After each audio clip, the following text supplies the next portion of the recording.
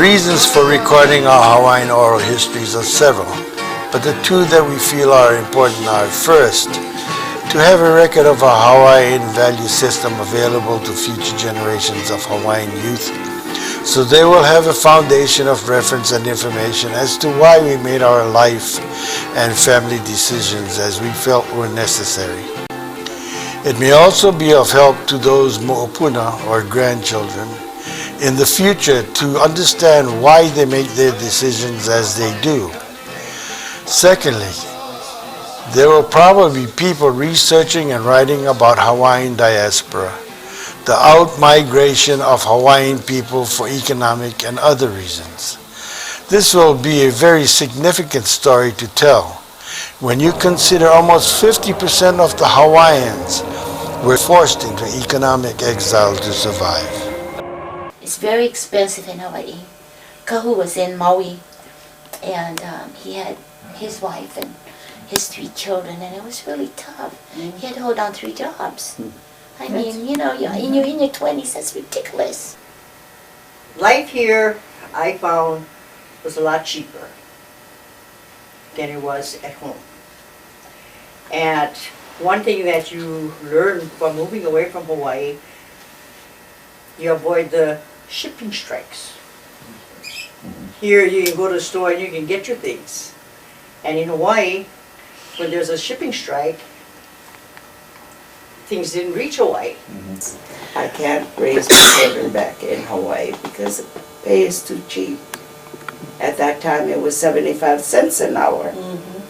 And I came up here and I was making $1.50 an hour. So you can see the difference. It's everything is so expensive. And that is why I left Hawaii. If your children were raised in Hawaii, you think they would have different values? I feel they would have better values from Hawaii if they were raised in Hawaii. The generosity, the ho'omanao nui, and you know, carefree.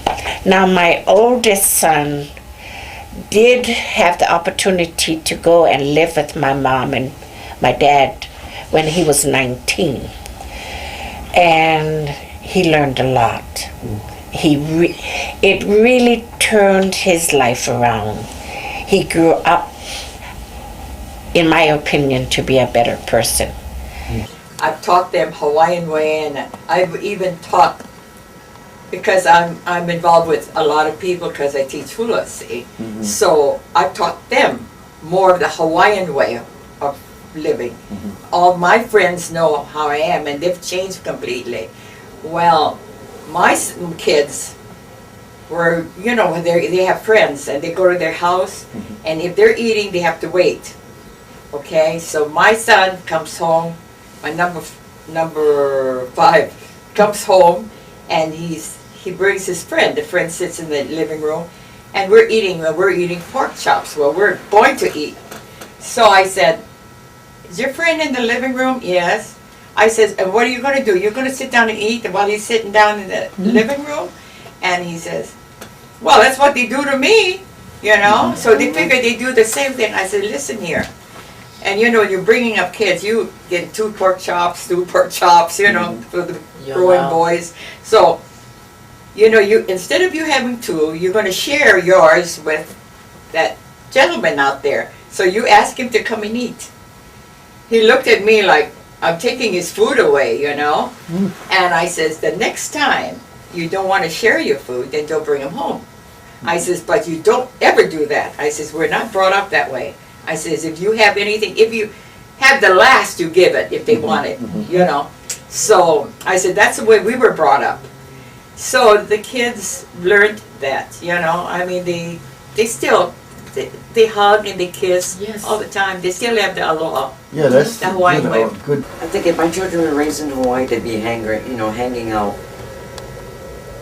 I mean, I really seriously think they would be hanging out. Probably drug problems. As it is, I raised them by myself, the boys, and the value that I put in them was, I can't say it on video. No, because I have to swear. Yes. That's my But anyway, rated. yeah, my boys were raised very strict. I raised them very strict. I mean, I put a lot of values. All they do is eat. I mean, they're all doing good. But I just feel that if they were raised in Hawaii, because I have so many nephews and nieces, Oh, I see. I feel that they probably would be. I mean, I've had nephews sent up for me to take care of. It's like, go with the mean auntie. So I've raised some of my nephews up here when they get out of hand. But I always tell them that they have to work, they have to treat their wives good, and do respect the kupunas.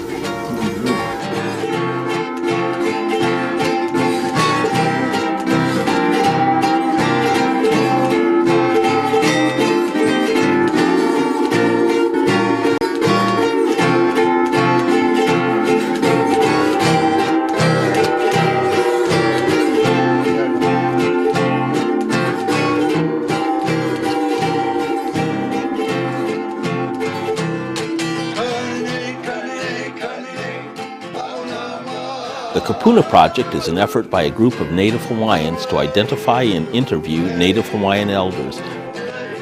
These recorded histories will be archived and become available to the individuals interviewed and their descendants and/or others who present an educational or cultural interest in such information. We wish to provide, by the collection of this data, some insight to the effect of the culture of our ancestors, the consequences of their family environments, and the impact of their biographical histories on their lives at present and the lives of their descendants.